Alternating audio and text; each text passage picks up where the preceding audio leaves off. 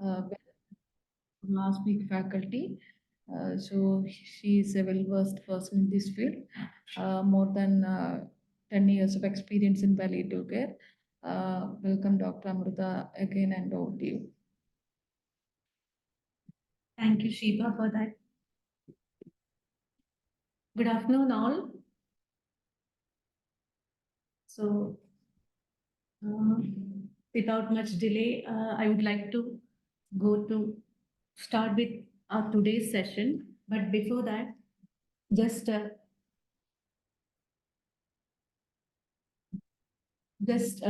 begin with, what are the topics that we are going to deal today? So, I hope you all remember our last session, which was on. So we started with the WHO analgesic ladder for pain management. Step 1 we did last week. On Tuesday we did on step 1, and along with that adjuvants also we did. So today we'll be dealing with the step 3 of the WHO analgesic ladder for cancer pain management, and it includes the commonly used opioids, the mechanism of action of opioids, the practical aspects of opioid use, adverse effects of opioids, and price of different opioids. So again, can someone tell me the WHO analgesic ladder? Please unmute yourself and speak, or you can type in your chat box. The WHO analgesic ladder for pain management. What is the step 1?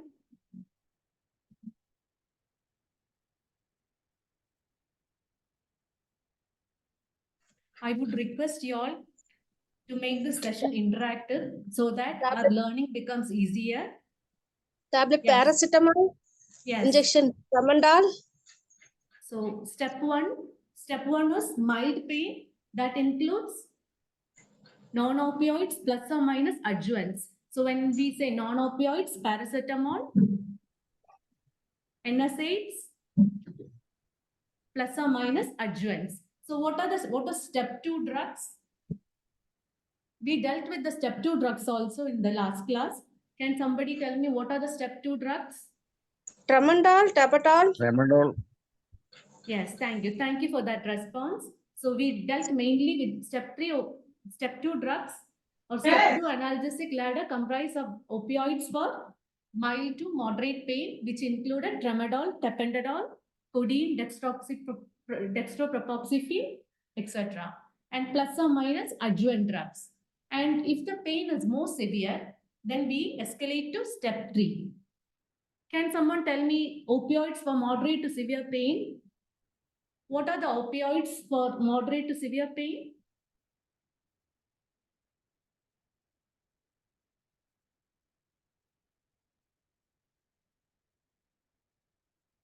Last class itself, so many of you were eager to know about it.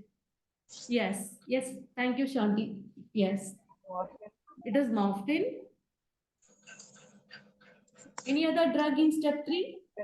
Fentanyl. Yes, fentanyl. Ketamine. So ketamine, it is an NMDA receptor antagonist, which is an adjuvant drug. So we have morphine, fentanyl, methadone. Those are the drugs that are available mostly in our settings. The step 3 drugs that are available in our settings. So now we'll start with a patient scenario. We have a 56-year-old man who was diagnosed with carcinoma of larynx, who presented to us with severe pain, 10 on 10 pain, sharp pain that had no radiation since last 2 weeks. He was unable to sleep. How will you manage this patient?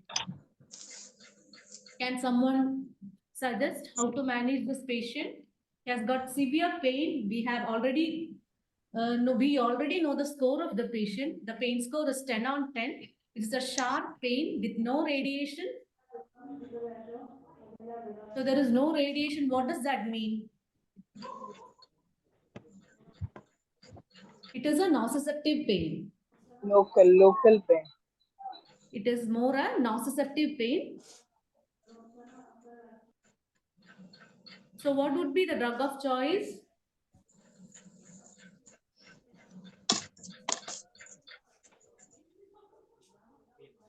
Injection Tramadol.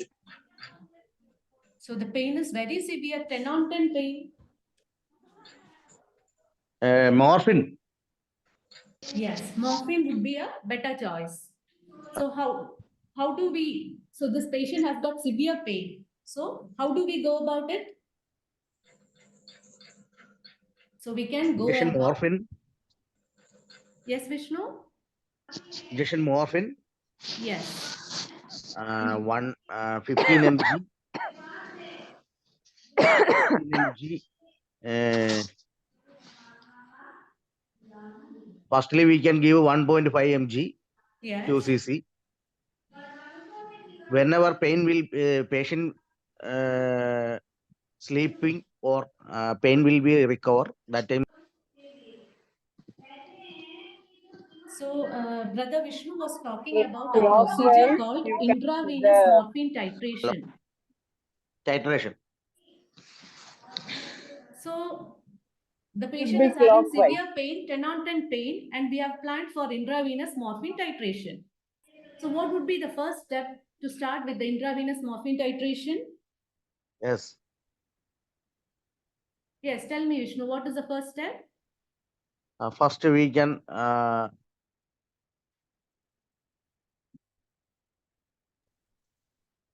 So, the first first step we would be, uh, assess the patient vitals. yes,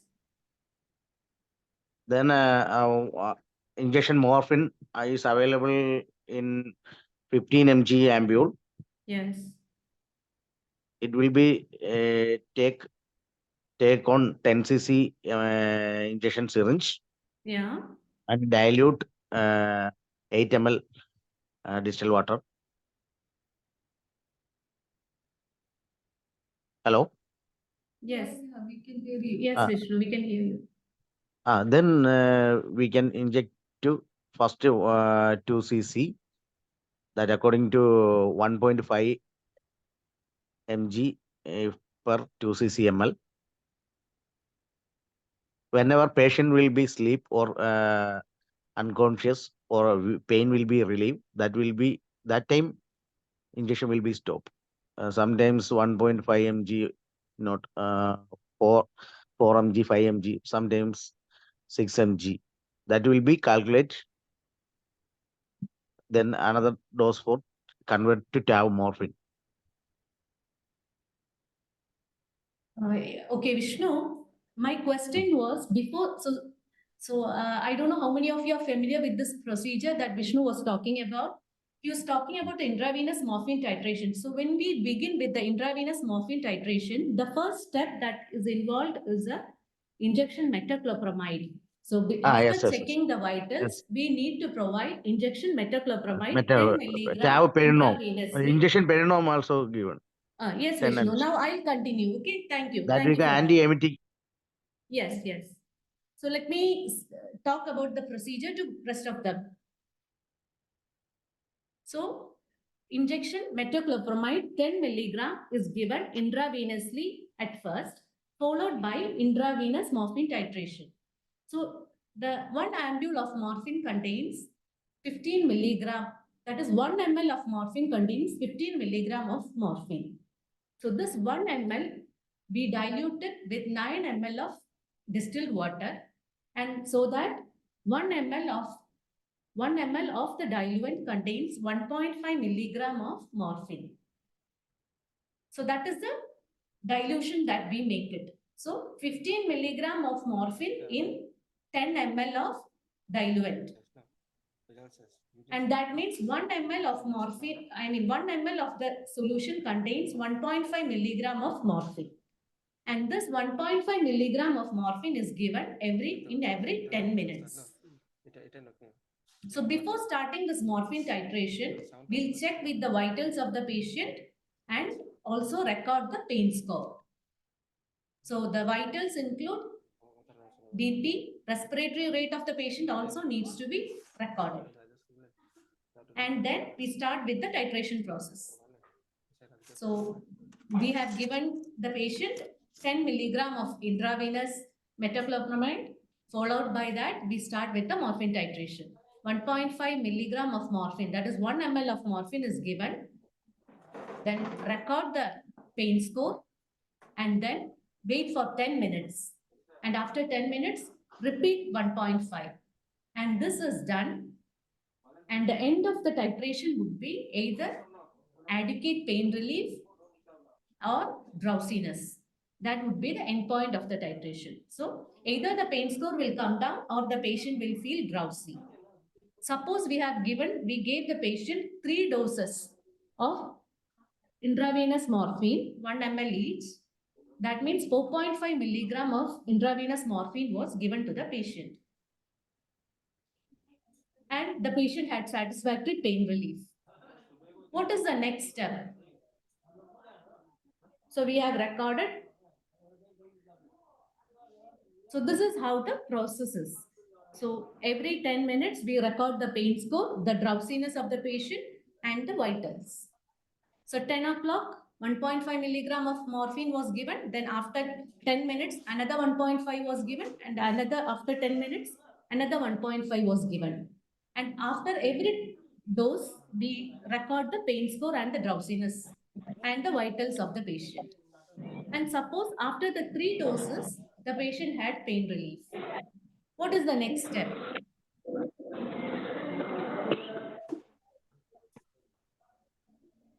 So what do we do is that usually after this morphine titration, we convert this morphine dose to oral morphine.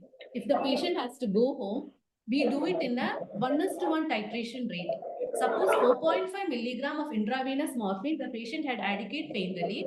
We convert this intravenous dose to 5 milligram of oral morphine. And the 5 milligram, the patient is sent home with 5 milligram Q4H of oral morphine. Oral 5 mg given. So, what are the types of preparations in which morphine is available? We have morphine tablet available as 10 milligram, 20 milligram, 30 milligram tablets. So, for this conversion, the most adjacent dose would be 5 milligram of oral morphine. So, tab morphine 5 milligram Q4H is prescribed to the patient and the patient can be sent home.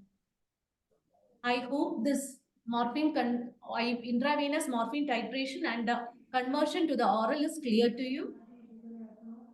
5 mg. Yes, Vishnu. Tab morphine 5 milligram 4th hourly is being prescribed to the patient. And 10 mg is the night dose. So this is how the prescription would look like. Always you might have already learned the principles of analgesic use, which says that always prescribe by the mouth, by the clock. So tab morphine, 10 milligram of tablet is available. So it is given half the tablet 4 hourly. That is 6 a.m., 10 a.m., 6 a.m. or whenever the patient wakes up. Then 10 a.m., 2 p.m., 6 p.m. and at bedtime, we provide the patient with 1 tablet. And the patient is also given half tablet SOS. So whenever the patient has pain, the patient can take half the tablet. But there should be an interval of 1 hour between each dose of morphine. So that is how the prescription looks like. Now, that was about the intravenous morphine titration. Suppose we are in a setting where we don't have access to intravenous morphine or we don't have the injection morphine preparation with us, we do oral morphine titration. And usually we start with, suppose the patient is having severe pain, that is the patient has moderate to severe pain and we are planning to start the patient on opioids, step 3 opioids, and we don't have an injection morphine available with us, we start with 5 milligram of oral morphine, that is every 4 hourly. And usually we prescribe 10 milligram for patients who are already on weak opioids. So patients who are not on opioids, new to opioids, we start with 5 milligram morphine Q4H. And to patients who are already on weak opioids, like on tramadol, we start with 10 milligram 4th hour. So now we have another patient scenario where Mr. X was started on 5 milligram Q4H of morphine and SOS 5 milligram. He was having relative pain relief for 2 weeks and he needs 3 SOS doses of morphine per day for the last 4 days. What shall we do now? How frequently would you give SOS dose of oral morphine?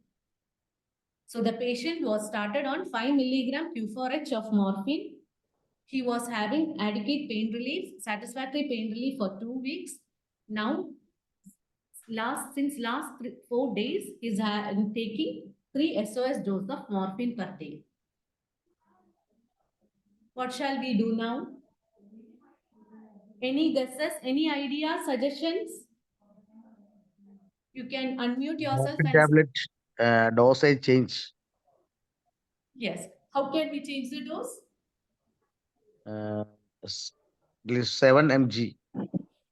7.5. Yes. So Hello.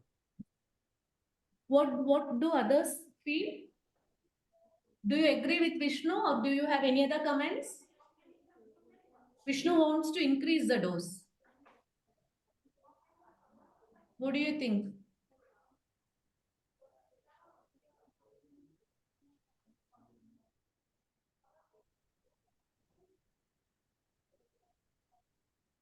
Okay, so Shanti wants to make it 10 milligram.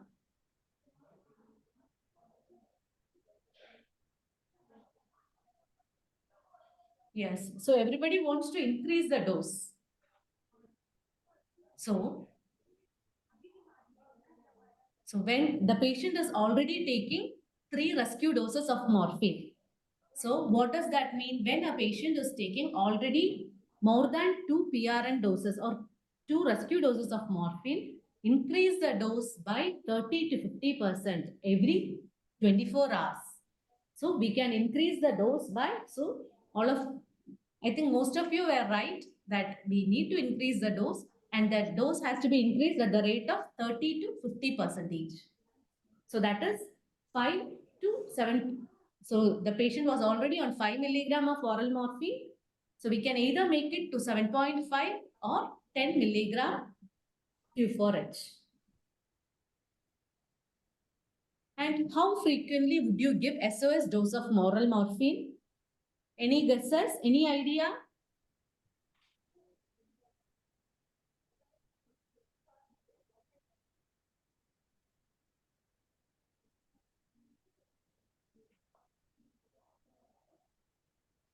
So I always, whenever I spoke about the prescription of morphine, I said to tap morphine 5 milligram Q4H and 10 milligram HS dose and also 5 milligram SOS. So how frequently can we make use of the SOS dose of morphine? So usually the SOS dose of morphine can be given in an interval of 1 hour. This is because, sorry. So this is because it takes around 1 hour for the peak action of morphine, 45 to 1 hour for the peak action of morphine. And so morphine is usually, the SOS dose of morphine is given in a frequency of in a gap of 1 hour. There should be either 1 hour gap between the SOS doses of morphine. So now to understand this more, we'll learn about morphine. So morphine, it is a naturally occurring opioid which is extracted from the plant Papaver somniferum, which is cultivated in India in states like Madhya Pradesh, Uttar Pradesh, Rajasthan. And moving on to the pharmacokinetics of morphine, regarding the absorption, it is a weak base and when taken orally, it is absorbed from the upper part of the small bowel, and since it is hydrophilic in nature, the onset of action is slow, but it has longer duration of action. And regarding the sublingual absorption, when it is given sublingually, the absorption is very low, and the buccal and gingival absorption rate is also very less, and the research findings vary significantly on that. And it is said that the morphine has a bitter taste. And moving on to the metabolism of morphine, when morphine is swallowed, it reaches the gastrointestinal tract and is absorbed into the blood vessels, and through the portal vein circulation, it reaches the liver where it gets metabolized. And in the liver, morphine undergoes metabolism, and 90% of the metabolite, 90% of metabolites are formed. And the main metabolite, so 45 to 55%, the morphine undergoes glucuronidation in the liver, and it forms morphine 3-glucuronide and morphine 6-glucuronide. So the morphine 6-glucuronide is primarily responsible for the active pain relief. So 5 to 10% of the metabolite is morphine 6-glucuronide, which is primarily responsible for the analgesic effect of morphine. And morphine 3-glucuronide is mainly responsible for the toxic effects of morphine.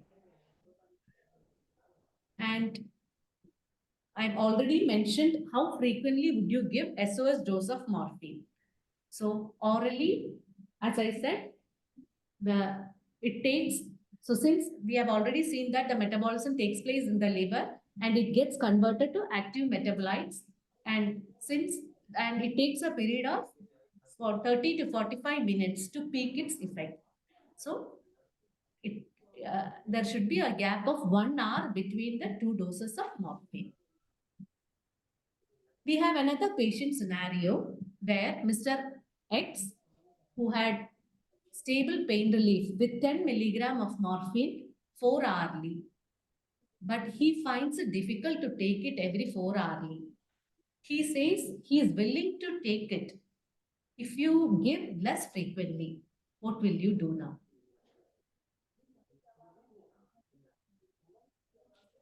So he has stable pain relief with morphine 10 milligram 4 hourly, but he is a bit reluctant to take it every 4 hourly.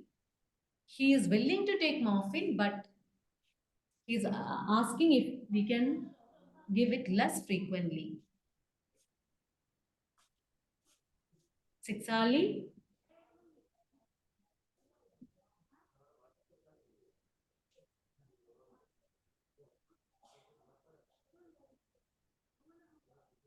So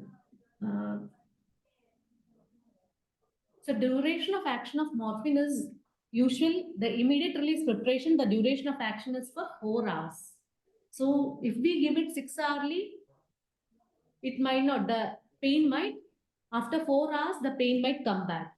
So the patient might not have stable pain relief. Yes. So we'll go with the sustained release morphine preparations. So we have sustained release morphine preparations available, which has a duration of action of 12 hours. So we can provide the patient with morphine sustained release preparation 30. So the patient is on 10 milligram 4 hourly. So the total dose of morphine in 24 hours is, since the patient is on 10 milligram 4 hourly, the patient is taking 60 milligram of oral morphine in 24 hours. So when we start him on sustained release preparations, since he is having stable pain relief, we can start him on 30 milligram of sustained release preparation twice daily. So that will account to 60 milligram in 24 hours. If we increase the dose, what will happen? We'll come to that. So now, what are the preparations of morphine available? Morphine is available as aqueous solutions. It is also available in tablet forms, like immediate release preparations as well as controlled release preparations. And also injections are available. So we already did intravenous morphine titration. So 15 milligram of morphine is present in 1 ml ampule, in an ampule of 1 ml. Now, moving on to Another patient story. Mr. X was on 10 milligram of morphine 4 hourly for the past 6 months. He was brought to you with excessive drowsiness. On examination, it was found that he has a serum creatine of 5 milligram per deciliter. Will you do anything with the morphine dosage? To reduce morphine dose. Why? Why you want to reduce the morphine dose? Serum creatine level. Yes, Vishnu, but I understand the serum creatine level is increased. And you are right also. But why you want And to reduce the morphine dose? excessive drowsiness patient had. Yes. Anybody else have any answers? Yes, decrease the morphine dose. Okay. But why? Why do you want to decrease the morphine dose? I agree. We have to decrease the morphine dose.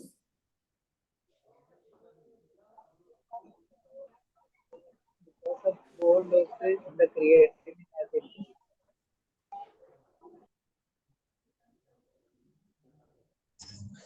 Side effects, drowsiness of morphine, Yes.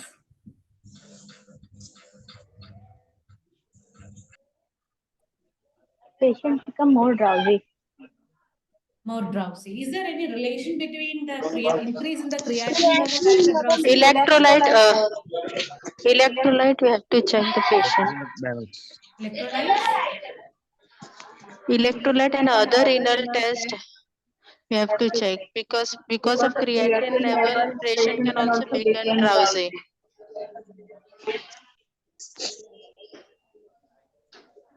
So thank you all for your answers. So now this brings us to the how is morphine being excreted from the body? So the morphine is excreted through the kidney by glomerular filtration. And morphine 6-glucuronide accumulates in renal failure. So already I mentioned that what happens, the morphine gets metabolized in the liver into its active metabolites, which are morphine 6-glucuronide and morphine 3-glucuronide. And what happens in renal failure, or the clearance of morphine metabolites is decreased. And due to that, the active metabolites gets more accumulated. Morphine 3-glucuronide, it is responsible for the analgesic action.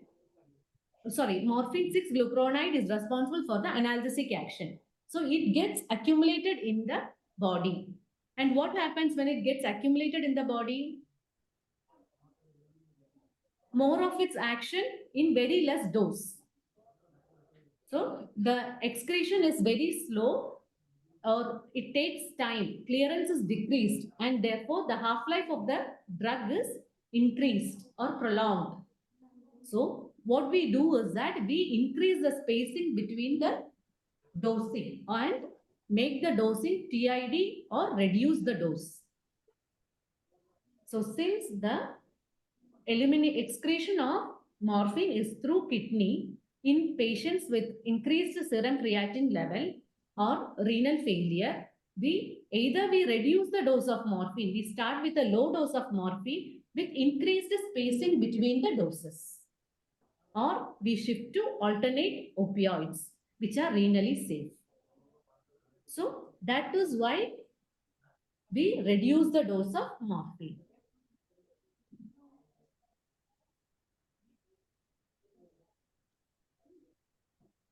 Hope it is clear to you. So you were right that we need to reduce the dose, but why we reduce the dose of morphine is because of its excretion through the kidney. And since the renal failure is there, the excretion will be slow and the T-half of the drug is increased or prolonged in the blood. So the spacing between the drugs, the dosage will be increased. And also low dose medication is only needed to produce the analgesic effect. Moving on to another story, we have Mr. X, who was sent home and is on morphine 5 mg Q8H. And after 2 months, he was unable to swallow anything, including morphine, as he is terminal. What will you do now for pain relief? So he is on 5 mg morphine 8 hourly and not able to swallow anything, as he is terminal. How can we manage his pain? IV injections? But we want to send him home.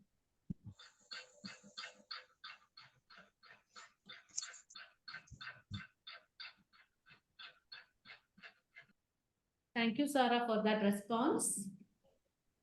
Anyone has any other suggestions?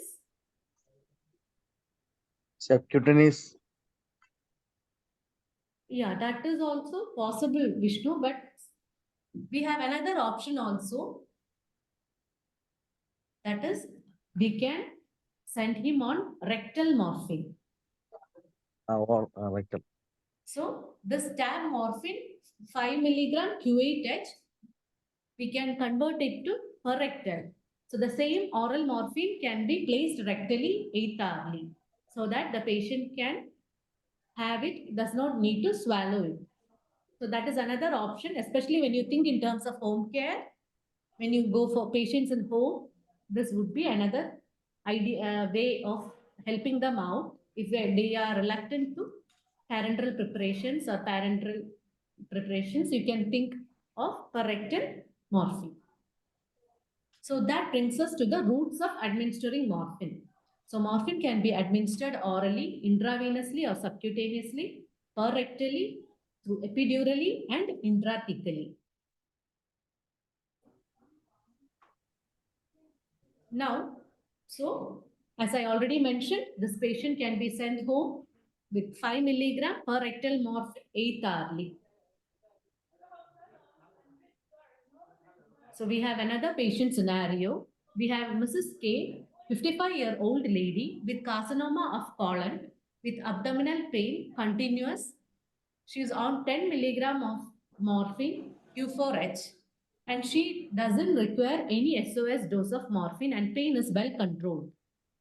A doctor has asked them to replace morphine with 25 microgram of fentanyl patch. Next day, the patient report to you telling that they replaced the fentanyl patch after 5 hours as she had no pain relief. What will you do?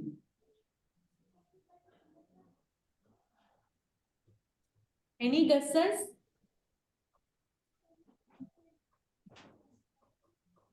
So the patient is already was on 10 milligram of morphine 4th hourly and was having well controlled pain relief. So the doctor has asked them to replace morphine with 25 microgram of fentanyl patch. But the patient had no pain relief and after 5 hours, the patient replaced the patch. SOS dose can be given. SOS dose of Morphine 5 milligram. SOS dose for 10 mg morphine per order.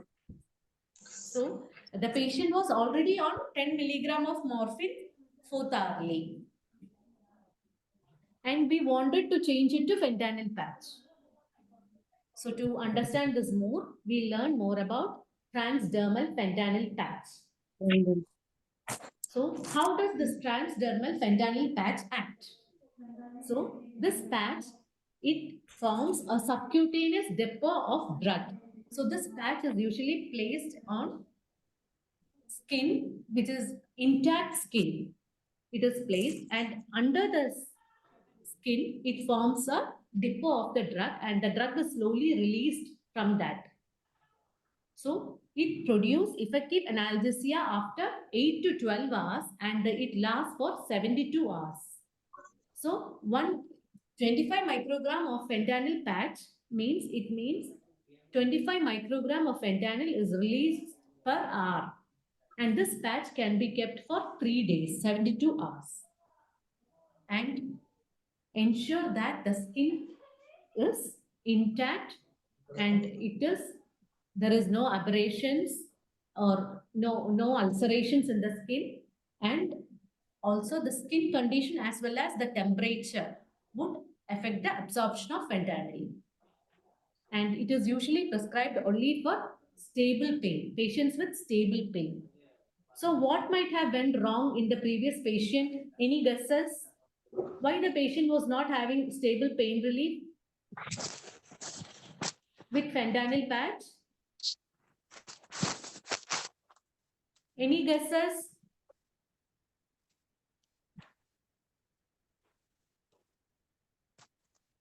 So the patient had removed the patch after 5 hours. And what is the time period for effective analgesia to set in? It is 8 to 12 hours. Only after 8 to 12 hours, the effective analgesia sets in with fentanyl patch. So when a patch is applied, it gets collected subcutaneously and it is released from the subcutaneous depot. And the effective analgesia is achieved only after 8 to 12 hours. So in the previous patient, the patch was being removed after 5 hours. So that is the reason why the patient was not having adequate pain relief. Now, what are the type preparations in which fentanyl is available? It is available in injection form, transdermal as transdermal patch, and also as oral transmucosal fentanyl citrate. It is lipophilic and 100 to 150 times more potent than morphine. And 25 microgram per hour of fentanyl patch is equivalent to 60 milligram of oral morphine in a day. Now, we have 70-year-old Mr. P with carcinoma of lung. He has complaints of throbbing pain on the right front of the chest, which is continuous, scoring around 5 by 10. He is a non-epileptic and is on levetiracetam 500 milligram BD. How will you manage his pain? This is something I think we have discussed previously also. So it is a 70-year-old male with carcinoma of lung who has a continuous pain with score 5 by 10. He is a non-epileptic and is on levetiracetam 500 milligram twice. How will you manage? అవునవును ఏదంటే బస్సులు అయితే ఉంటాయి పని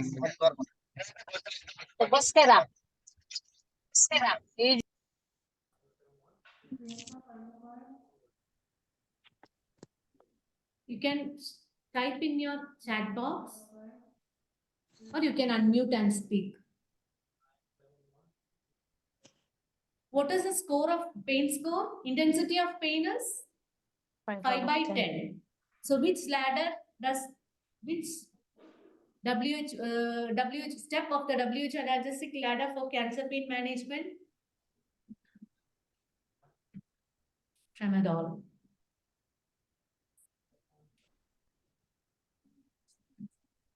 We can start with second step. Yeah, so we have multiple answers. Dattatray, why you want to start with 10 milligram of tap morphine? I don't know whether I have pronounced your name correctly. Dattatray.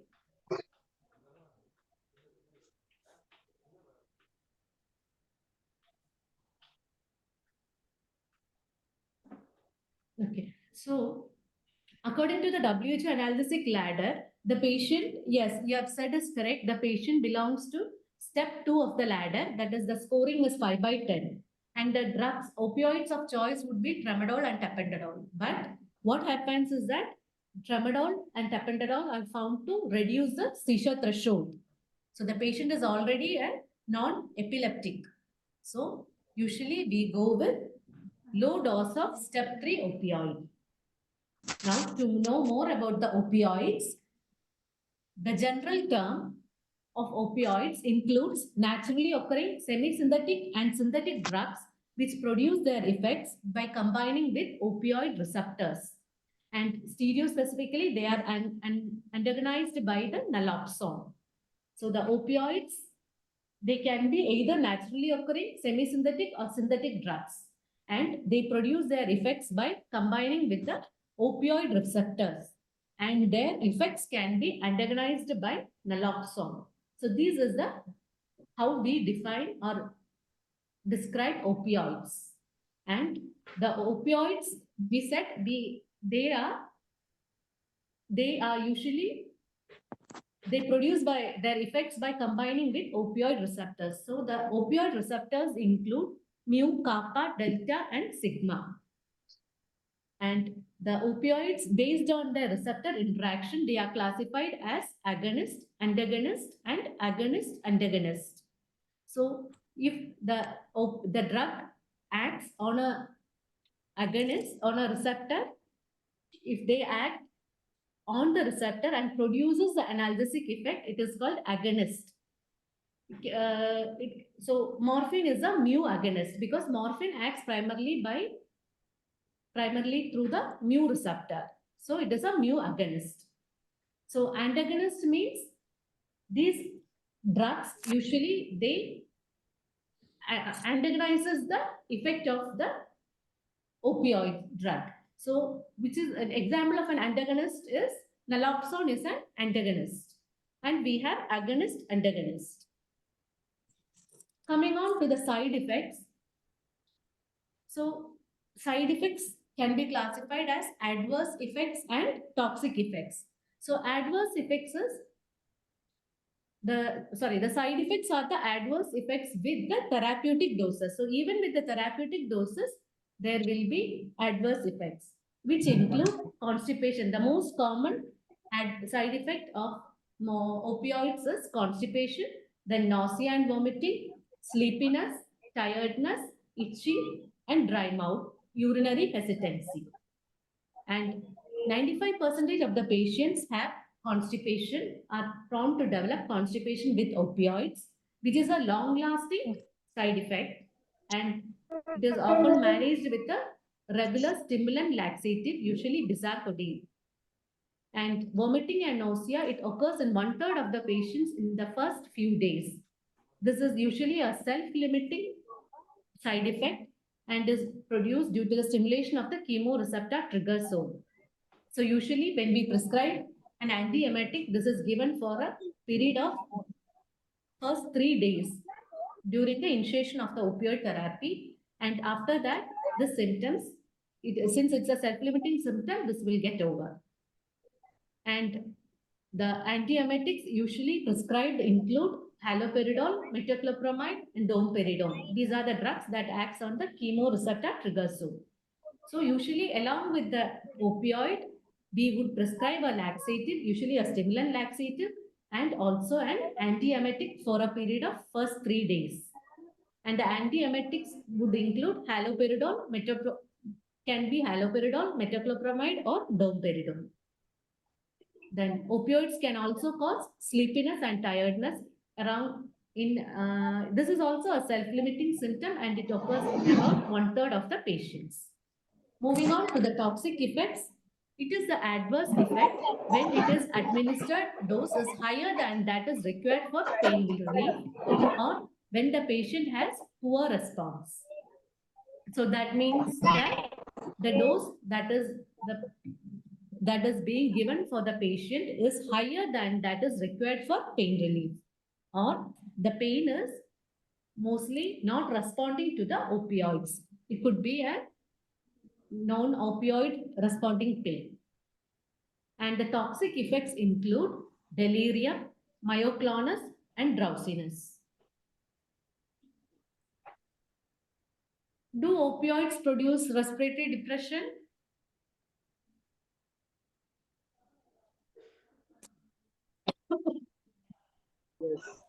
Yes. Yes.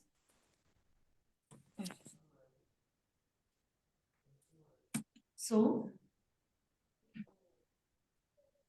in my experience so far, when an opioid is being given orally, and that too by proper monitoring of the toxic effects, it is very rare to produce respiratory depression. So usually when we titrate opioid morphine orally by monitoring the toxic effects and in gradual dose increase, this is very unlikely to occur. And usually this occurs when there is some pneumonia or pulmonary embolism or cardiomyopathy associated with that, or when a benzodiazepine, a sedating medication like benzodiazepine is being prescribed along with the opioid. Otherwise, the respiratory depression is very unlikely to occur. Thus, opioid causes addiction. So the research finding says that the substance abuse as a result of medical use is very low. So we don't have much evidence stating that for the opioids when used for medical purposes has produced substance abuse. And there is a confusion between physical dependence and psychological dependence.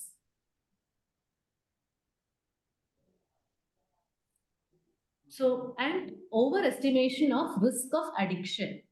So always there is the physician or the clinicians itself are overestimating the risk of addiction. So they are a bit afraid to prescribe morphine, expecting that there is a risk of addiction. So what is addiction or psychological dependence? As per the definition, addiction is a primary chronic neurobiologic disease with genetic, psychosocial, and environmental factors influencing its development and manifestations.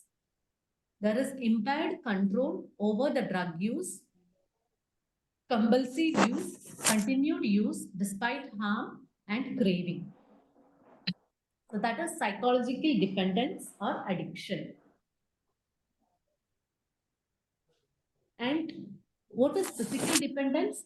It is a state of adaptation that is manifested by a drug class specific withdrawal syndrome. So to understand this physical dependence and psychological dependence, how many of you drink tea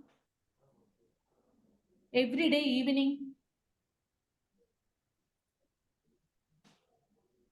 You can either respond in the chat box. Do anyone feels that if you don't drink tea in the evening, what will happen? If you don't drink tea in the evening, what will happen? Is it compulsory to drink tea?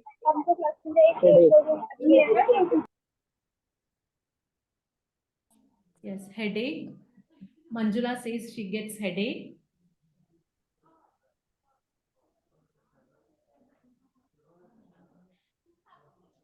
Anybody else?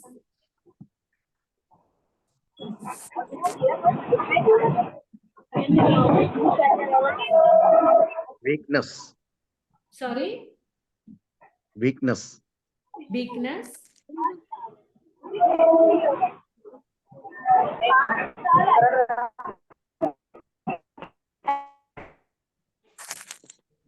Yes, yes.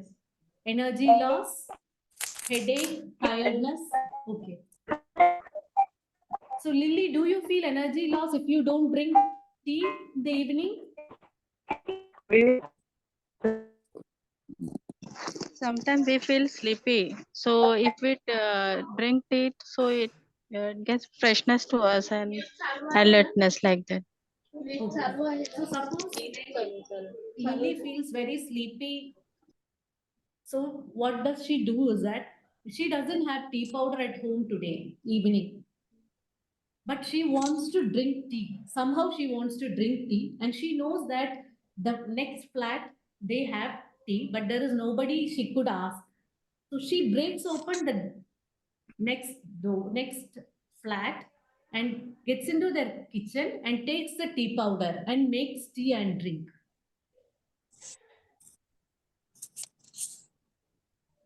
That is called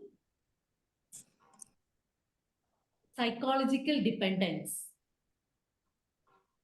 So in simple terms, to understand, that is craving to get something despite knowing that that is not right. So Lily knows that it is not good to enter into somebody's house when there is nobody to break it open and get in. But despite knowing that, she'll try to do that. That is called psychological dependence or addiction. And the physical dependence would be this energy loss, headache. So since long you have been providing our body with this tea every evening, and the body is so used to it that when the body doesn't receive that, the body shows some symptoms or some kind of like responses the body shows, like energy loss, headache, tiredness. This is called withdrawal syndrome. And that is physical dependence. This is just the symbol to understand the difference between physical dependence and psychological dependence in simple words. I hope you understood. So next, this is just a cost evaluation. So the 5 milligram of morphine Q4H, that is 30 milligram of morphine cost 3 rupees 50 paise in a day. And the equipotent dose of tramadol, that is 300 milligram of tramadol, cost around 24 to 15 rupees, whereas the 12.5 microgram of fentanyl patch cost around 250 to 400 rupees. And methadone, 5 milligram of methadone is around 4 rupees 50 paise. This is just to make you understand the variability in the cost. When somebody prescribes a medicine, you also to be aware of the patient economic condition, and just to know that there is a wide difference in the expense the patients have to pay in opioids. So the morphine is very cheap, whereas the fentanyl patch, see how expensive is the fentanyl patch compared to morphine. It's just to give you an idea of that. Thank you. Thank you, Dr. Amirtha, for the excellent presentation. Anybody have any doubts on this? Please ask her.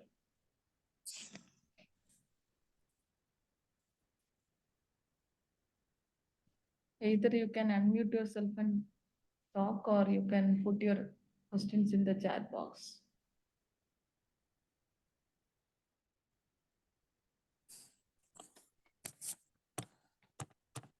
Anybody?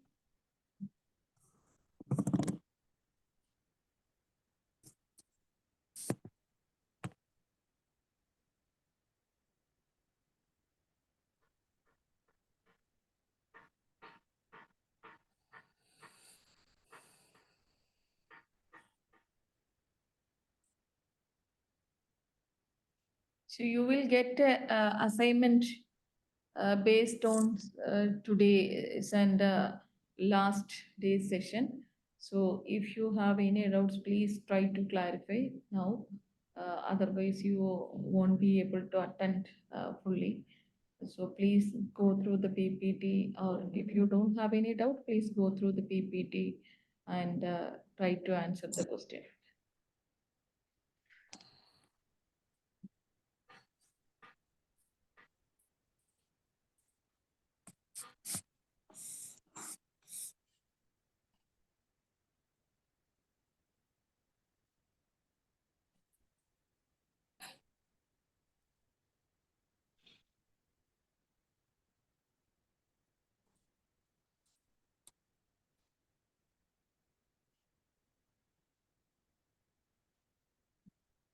So I hope you don't have any questions. So this presentation is clear to everyone. So we are going to move on to the case presentation. Ms. Fennifer will be presenting a patient story today. Fennifer, welcome and over to you.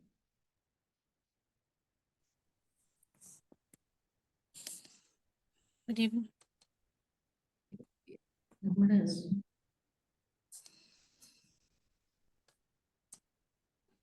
So we are going to share your slides.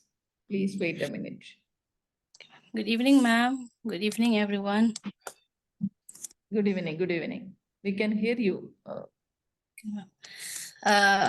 Start now, ma'am. Wait. We are going to share the slides. Okay, ma'am. My name is Jennifer Jones Malinga, presently working in palliative care unit in Negrim's Hospital, Shillong.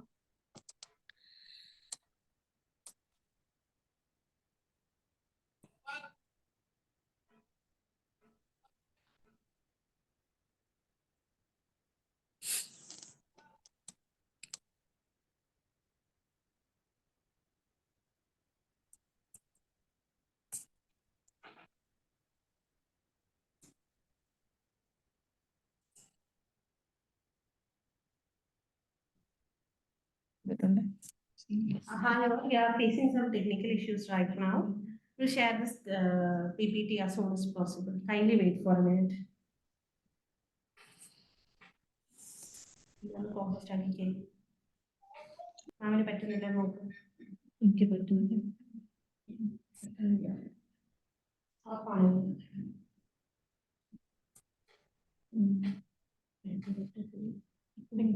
പറ്റുന്നില്ല. Ask to start reading.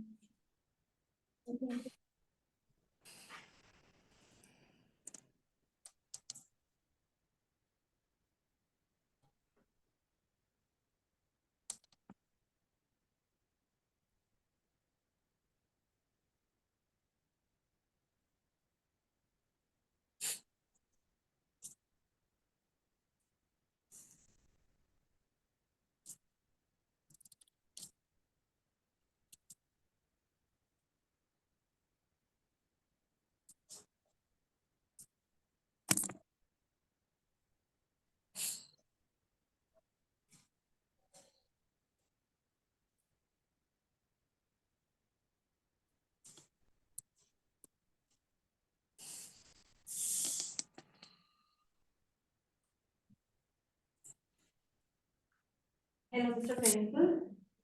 Okay, ma'am. My name is Jennifer Jones Malinga, presently working in palliative unit in Negrim Hospital, Shillong. So today I am going to present a case presentation on pain management. Patient's detail. A 16-year-old female came with a complaint of with a known case of CA synovial sarcoma with long SMETs. Presenting complaints, patient came to our department with complaint of pain on the left side of the chest.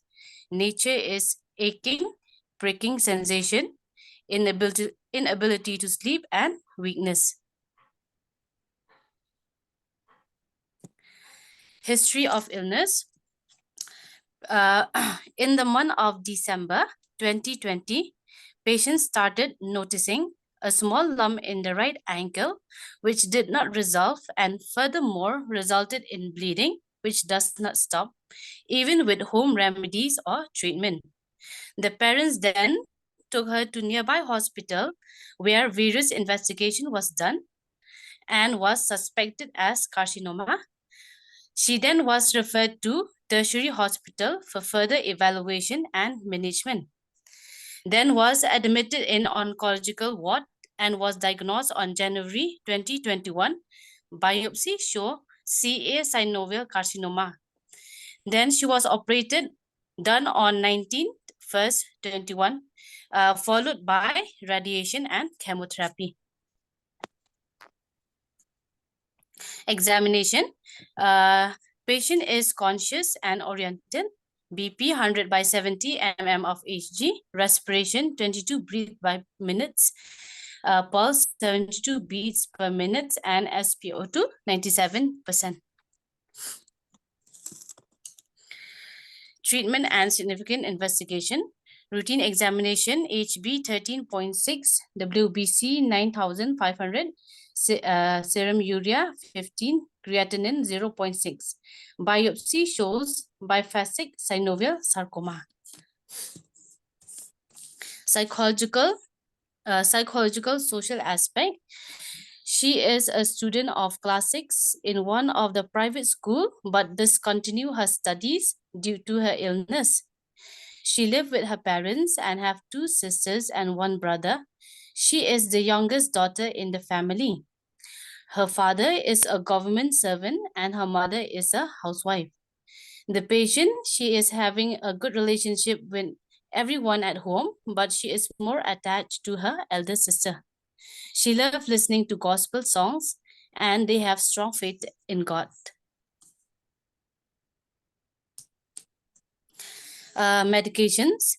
When she first come to our department, our doctor, we had assessed and a doctor had prescribed Zuprinor patch, 10 mcg for 7 days, then tab Ultra Day BD, tab MSN BD for 3 days, then SOS. Next follow-up, she came, patient, she did not get any pain relief with the above medicine. So our doctor has prescribed tab morphine, 5 mg for hourly, tab pregabalin, 50 mg HS, tab Dulcolax, 10 mg HS. She had get pain relief with this medicine, but after 2 months, the pain had started again and had worsened than before. So a doctor has increased the dose of morphine to 10 mg every 4 hourly. Main concern are pain, insomnia, loss of appetite, vomiting, and feeling of isolation. Summary.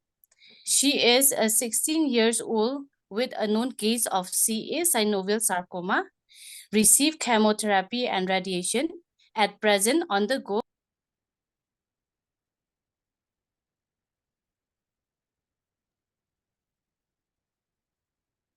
pain management. What are the problems faced by the family? How can we give support to the patient and family members? How do we address her psychological, social, and spiritual concerns? Addressing her fear of the unknown or fear of death and questioning herself. Thank you, Fanny, for the excellent patient story. Anybody need any more clarification, this presentation? If you want, you can ask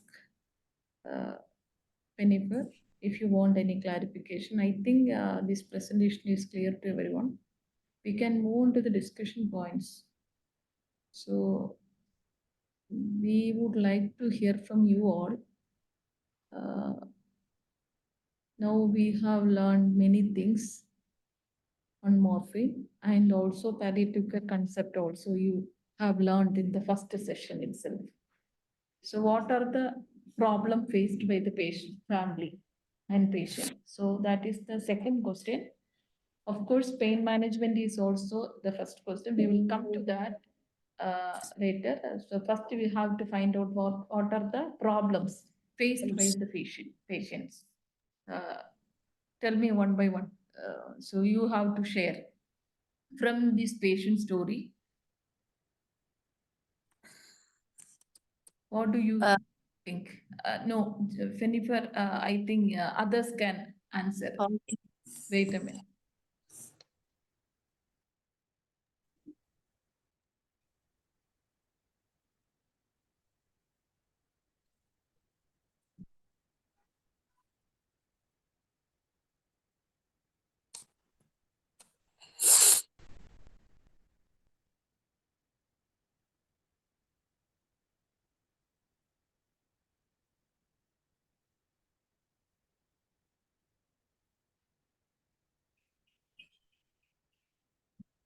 Okay, this is the psychosocial aspects of the patient. Yes, ma'am.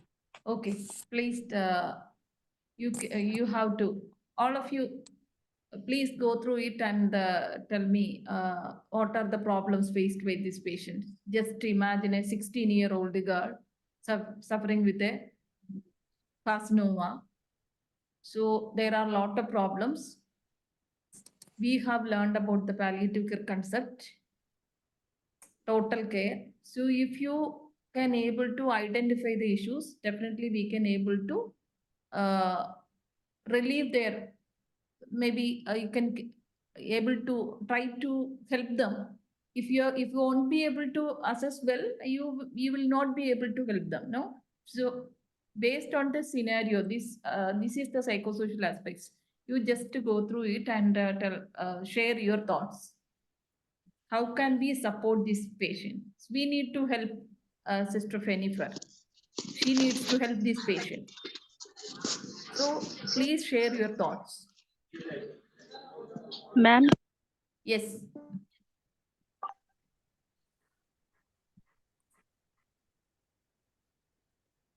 Yes, Lily ma'am, please. You can. We can't hear you anything. Please.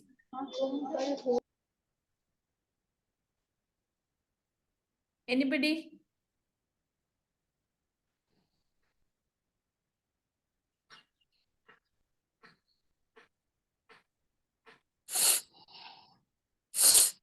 What do you think a 16-year-old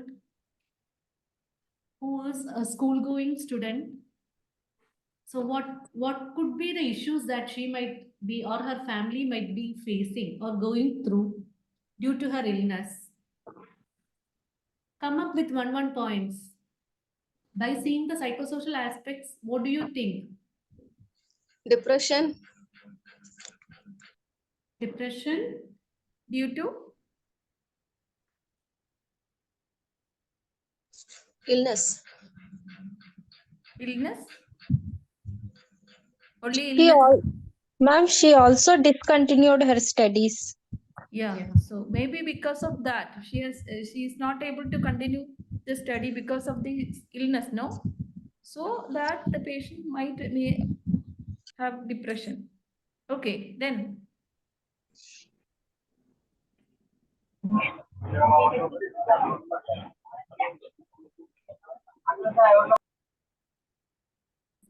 Transport problems, sorry. transport also problems, Transport also. Okay. Okay. Financial constraints. Okay. Then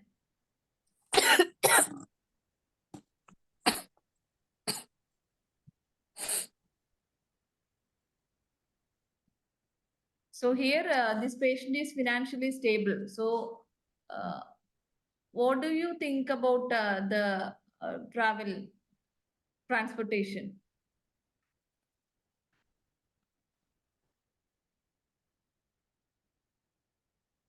So we have around 45 participants joined. Please share your thoughts.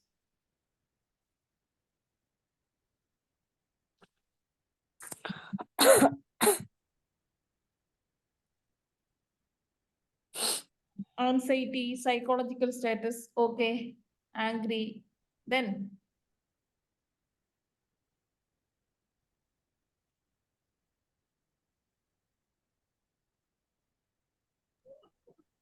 Since they are God-fearing family, they must be angry towards God also.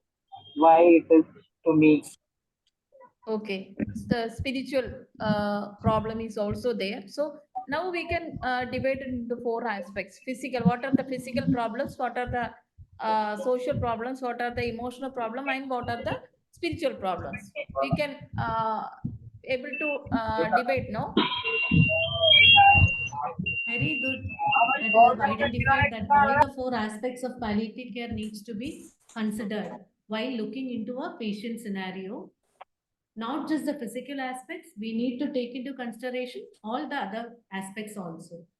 So we were talking about the psychological aspects. Good that you have put in the spiritual aspects also. They have a strong faith in God, but we are not sure what might be their feeling. We need to explore more on their feelings about now regarding their faith. We need to explore more. And also, the spiritual aspect will cover things like she was a school going student.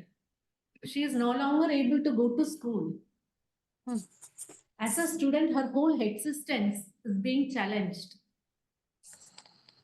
So that could also be one of the main concerns in the family.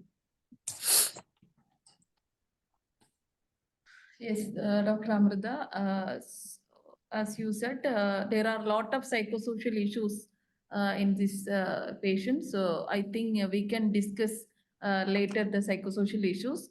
But today we are focusing on the pain management. So we will discuss on pain. This patient is on morphine. Kindly go back to the medication slide. Yes. So this is the medication slide. So I think we can discuss this today. So we will discuss the psychosocial issues later. We have a session on that. So anybody wants to ask anything? This patient is also having pain. For pain, she is getting that multiple medications. Yeah. So what are the medications she is on for pain? Can somebody unmute and talk or can type in the chat box? What are the medications she is on for pain? Yes, she is on morphine. Raghav, Tapak, That Zocina patch, morphine, pregabalin, medicine plus patch. Dalcolex, 10 milligram. What? Dalcolax. Yes. What is- Emisset,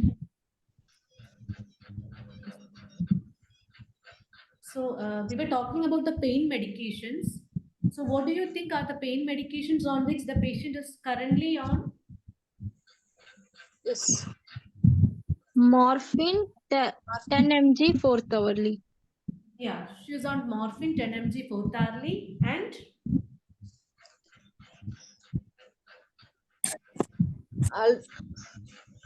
Ultra day.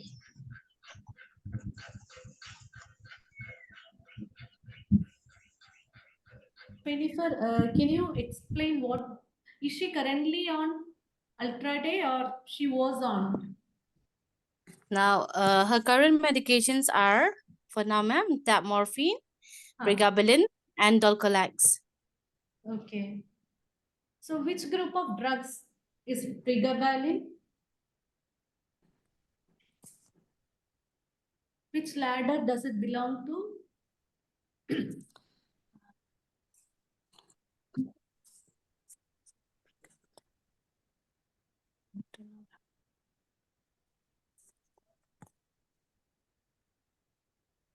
Anybody remembers? They have done step 1, step 2, and we were with step 3 today. Every step, something is being added or something may not be necessary. Which is that group of drugs? Step 2. Sorry? And step 2. Step 2. Any other answers? Perinam, No. Pregabalin belongs to which step? Dapagliflozin. So the question is, pregabalin belongs to which group, which step? We have learned about the WHO analgesic ladder, step 1, step 2, step 3. Dr. Amrita's question is, pregabalin 50 milligram belongs to which group, which step? Sorry. Step 2. Which group of drugs is pregabalin? Anticonvulsants? Anticonvulsant. Yeah. So, what is their role in analgesia? Yes, neuropathic pill. So, Neuromedical, neuro or muscular painkiller. so what do such group of drugs, what do we call them?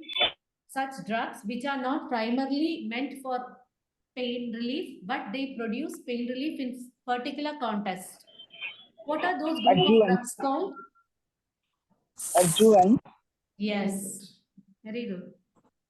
So pregabalin is an adjuvant drug that can be included in any step of the WHO analgesic ladder.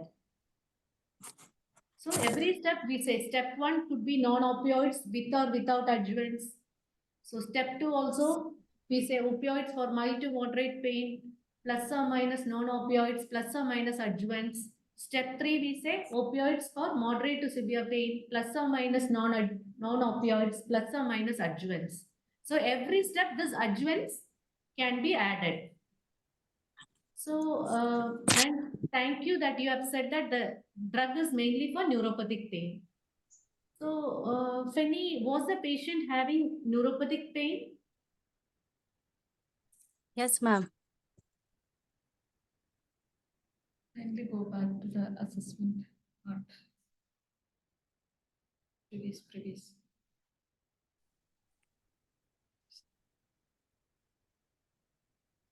Did you do the pain assessment? Yes, ma'am. Where is it? Next.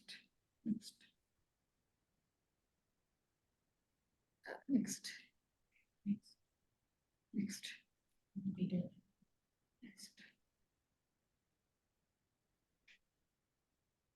What is the pain score? Pain score, ma'am. At first, she came, no, ma'am, with Zuprinor patch. We gave it's 8 out of 10. Okay. Then, after that, she did not get any pain relief with that one. So her pain score is 9 out of 10. And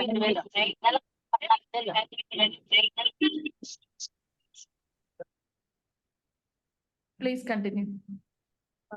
and then at night time, 10 out of 10. And after that, ma'am, she came for follow up again.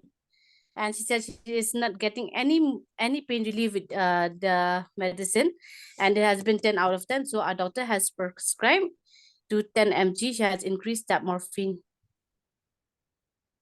So, thank you. I haven't seen your pain assessment here anywhere in your presentation, the PPT. So I think hereafter, when you come with a patient story, please include the pain assessment part also. Okay. We have learned about PQRST. Okay, Yes, ma'am. so you have to include that also. Okay. So it is a very good indicator for understanding the patient's improvement, and also that will help us in prescribing the medications also.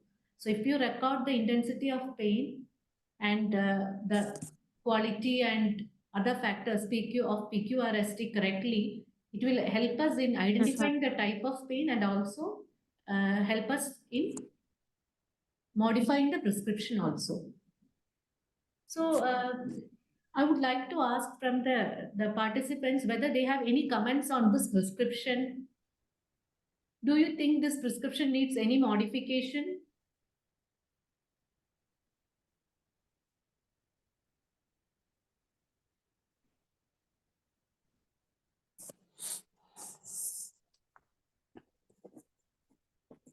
So just think through the ladder. We have been learning the WHO analysis ladder for cancer pain management.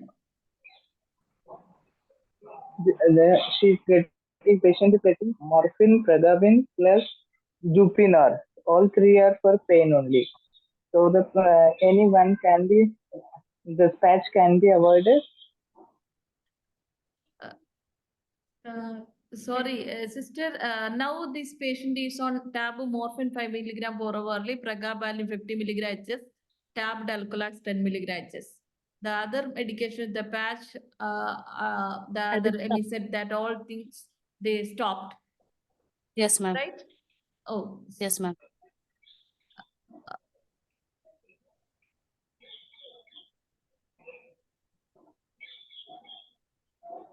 Any other corrections needed? Think.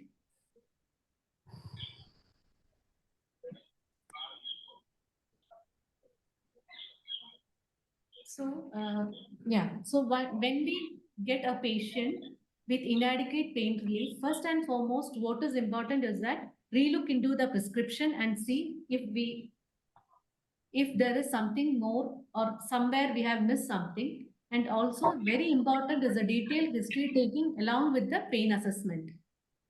So you'll have to detailedly understand the pain, more about the pain, the score of pain, all. And along with that, look in if the patient is having any toxicities of the ongoing medications. So the patient is currently on morphine 10 milligram 4th hourly, and at step 1, a non-opioid could be beneficial for this patient. There is no harm in trying paracetamol, maybe 750. I mean, this is a patient with 16 years, right? So maybe 16. Depending upon the weight of the patient, you can add paracetamol also to this regimen.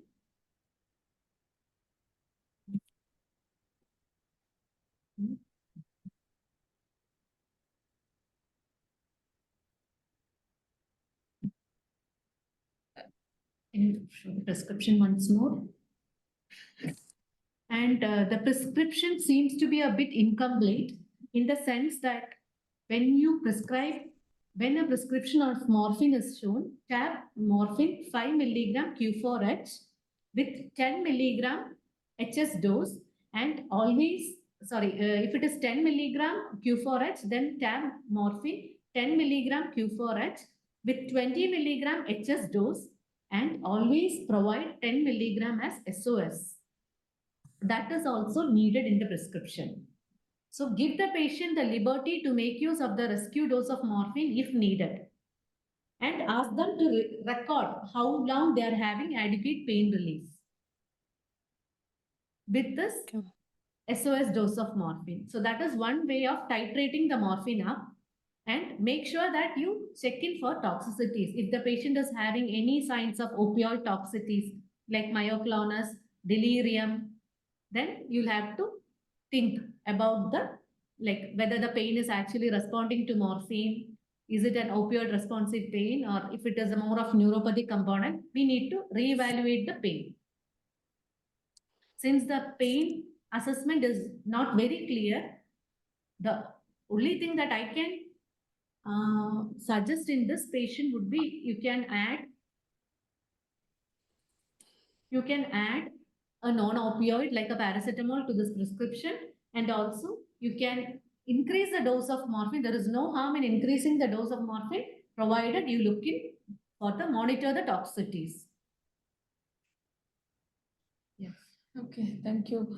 So at the same time, you have to look into the other aspects also. If they have a psychosocial issues there, definitely the physical intensity will increase. Your medications will not help much if they have a psychosocial issues there. Please give attention on that part also. If they have that anxiety, definitely you have to listen their problems and explore their problem and give some solution for that. Then only your medications will give a good pain relief. Otherwise, your medications won't give any complete pain relief because of the psychosocial issues. So that is also you have to look into. And just 2 more chats. Pooja, to make it clear, the patient was on patch, but currently she is not on patch. The patch was removed and she is on morphine 10 milligram 4th hourly. And Manjula, thank you so much for bringing in that point that she has pain and has anxiety. So that is what Mr. Shiba was explaining. All the aspects of care need to be considered, not only the physical aspect. Then only the patient will have total relief. Yeah, thank you for reminding that point again. So, anybody have any more questions?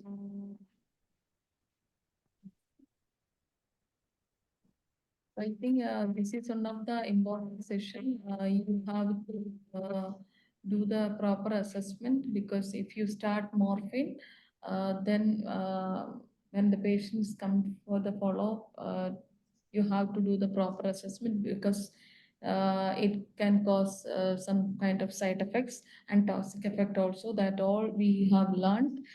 So if you do the proper assessment, we can able to maybe if the medication is not getting not giving adequate pain relief, you can able to increase the dose.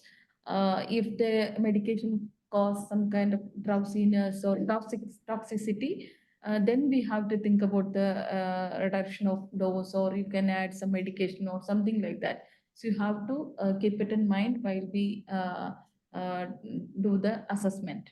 So that all things, and also one important things I would like to highlight here is when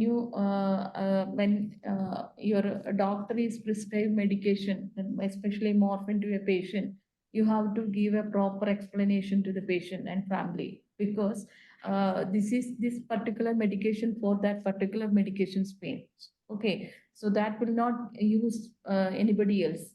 Sometimes what the patient do is, if some other family members getting affecting suffering with pain, they will give same the morphine to the patients. So that is very important. When you prescribe that especially morphine to a patient, you have to give a proper instruction how they take every, that only the morphine will give only 3 to 4 hours action. Every 4 hours early they have to take it, and also they have to take double dose at night. In between, they can able to take a breakthrough dose. The breakthrough dose is the same dose. That all things you have to tell them. And the most common side effect is constipation. They have to take a stimulant laxative for that. So that is also important. So that the other parts important, but these kind of things you have to highlight to the patient and family. And other side effect is also there: nausea, vomiting, urinary hesitancy, itching is also there, but that is also self-limiting. Maybe after 3 to 5 days that will subside. Okay. Yeah, even madam, if the medicine is not explained about the morphine, they may think about the addiction, and they may not take regularly also. Yeah, so that is also important. When you prescribe a new drug, you have to tell them. So what is the drug? This will not cause any. So if they have any doubts, you can just tell them this is morphine. If they have any doubts, definitely they will ask. Otherwise, when they come for the follow-up, next follow-up, if they you have what how will you do the follow-up? When they come for the follow-up, you can ask them, show the medication, and ask them, tell me how will you take this medication. Then if they don't take that proper medication, they will not tell the correctly, no. So they will so then you can able to identify. And if they have any kind of that this kind of addiction things inside their mind, they will share with you, and then you can able to that share the important things, no. So if you do the proper assessment, if you have a good rapport with the patient, definitely they will try to explore these kind of things inside their mind there. Definitely they will explore it. Okay. I think time up, we can wind up. So thank you, Dr. Amirtha, for the excellent presentation. Thank you, Sister Jennifer, for the excellent patient story. I think all team members get benefit from this patient, because today's session is on morphine, and same patient story also we got. From that patient story also we have learned many things. Thank you once again. Thank you all the participants for your participation. Thank you. Bye.